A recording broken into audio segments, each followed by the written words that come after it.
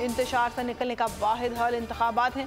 हकीकी आज़ादी मार्च आज रवान। खासम आयत के मुताबिक अगर आप उसको ये रिपोर्ट दे दे तो मैं आपको अपनी 4 सीटें दे दूंगा। मौलाना हाँ साहब, वो जो रिमोट हमें दे दे और वो जो नीली पीली चैनल है वो लगाए।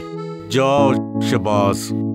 हम ऐसा टीवी देखते ही नहीं जिसका रिमोट हमारे हाथ में ना हो। और यहाँ पे कोई 2 नंबरी नहीं चलेगी।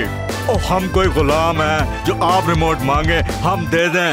Absolutely not. यहाँ पे सिर्फ पाकिस्तान का नंबर 1 चैनल चलेगा, बोल, जो हकीकी सहाफत की जंग लड़ रहा है। पाकिस्तान के लिए कोई और नहीं, सिर्फ बोल खड़ा है। आप सब भी बोल देखें।